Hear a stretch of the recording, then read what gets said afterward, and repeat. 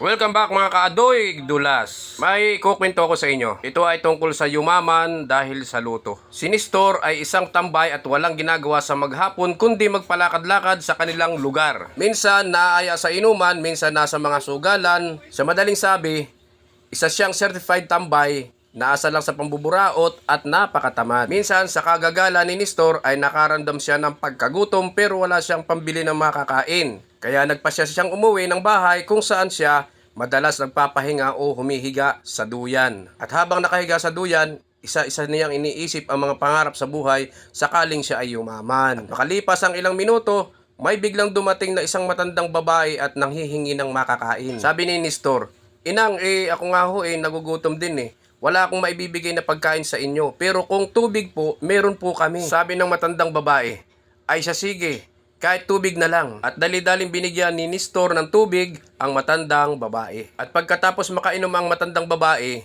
ay may dinukot sa bulsa na isang papel. At ibinigay niya ito kay Nestor. "Inang, ano po ba itong nakalagay sa papel?" Sagot ng matandang babae, "Numero yan, tayaan mo sa luto at yan ang lalabas ngayong bulahan." At pagkatapos noon, dali-daling umalis na ang matandang babae. At sakto din naman, kakaalis lang na matandang babae, ay siya namang dumating si Carlo na barkada niya at nag-aaya ng inuman. Sumama naman si Nestor sa barkada na sa inuman. Sumakay sila ng motor at pupunta sila sa bayan. Doon pala sila darayo ng inuman. Madaling sabi, nakarating na sila sa bayan at nadoon na rin ang kanilang mga trupa. Sakto naman, malalam na ng alak ang kanyang tiyan at may pulutan pa. Kaya solve ang kalam ng sikmura ni Nestor. At makalipas nga ang ilang sandali, wala nang alak na iniinom sila. Paubos na ang alak kaya isang trupa nila ang dumukot ng pera para may pambili sila ng alak. Dahil si Nestor yung walang ambag sa inuman, ay siya ang nautusan pabilihin ng alak sa tindahan na hindi naman gaanong kalayuan. Sa madaling sabi, nakarating si Nestor sa tindahan kung saan bibili siya ng alak. At nang siya ay pabalik na, may nadaanan siyang lutuhan, doon niya naalaala ang papel na binigay sa kanya ng matandang babae. At buti na lang, sakto, may sukli pang 30 pesos yung kanyang pinambili ng alak. Sa pagkakataong iyon, ay tinaya niya sa luto ang number na binigay ng matandang babae. At pagkatapos makataya, dali-daling umalis na siya patungo sa kanyang mga kainuman. Makalipas ang ilang oras ay nagpasya ng umuwi si Carlo.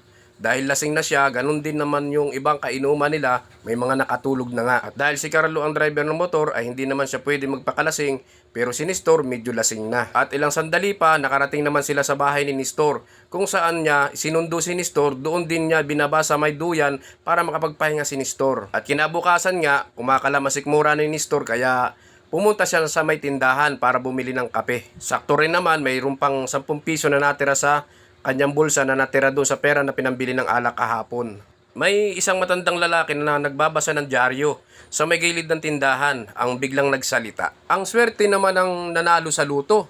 Solo winner pa. Biglang naalala ni Nestor ang luto ticket na nasa kanyang bulsa na binili niya kahapon. Maya-maya pa ay umalis na ang matandang lalaki at inilagay niya ang dyaryo sa baba ng tindahan. Na dali-dali namang tiningnan ni Nestor ang dyaryo at nakita niya doon ang numero na lumabas sa luto. Laking gulat niya nang makita na pareho at tugma ang nakalagay sa ticket at ang nasa dyaryo. Pigil naman ang pagsigaw ni Nestor dahil siya nga ang nanalo sa luto. Sa madaling sabi, ay naklaim na niya ang kanyang napanalunan sa luto. Nagpagawa ng malaking bahay si Nestor, bumili ng magarang sasakyan at lahat ng trupa niya binalatuhan niya. Ang dating walang pera at tambay, ngayon milyonaryo na. Lahat ng naisin niya pwede na niyang bilhin. At nagkaroon pa siya ng magandang syuta. Wala nang kasidlan ng ligaya ang naramdaman ni Nestor, lahat kasi pwede na niyang bilhin. Natupad na ang kanyang mga pangarap.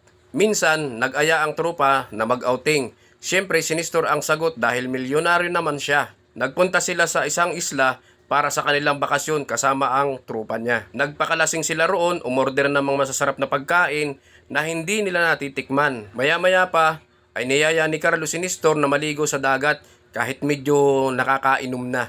Nag-enjoy naman sila sa paliligo dahil sa linaw ng tubig. Sumisid si Nestor sa tubig nang biglang pinulikat si Nestor sa ilalim ng tubig. Hindi siya makahinga at nakalunok na ng maraming tubig. Patuloy si Nestor na nalulunod at pawala na rin ang kanyang hininga at dumidilim na rin ang kanyang paningin. Hanggang sa tuluyan ng magdilim ang kanyang paningin, tanging isang sigaw ng isang matandang babae ang kanyang narinig. Sabi ng matandang babae, Nestor, bumangon ka dyan. Batugan ka talaga. Duyan ko pa yung hinihigaan mo. Nanay pala ni Nestor, yung matandang babae.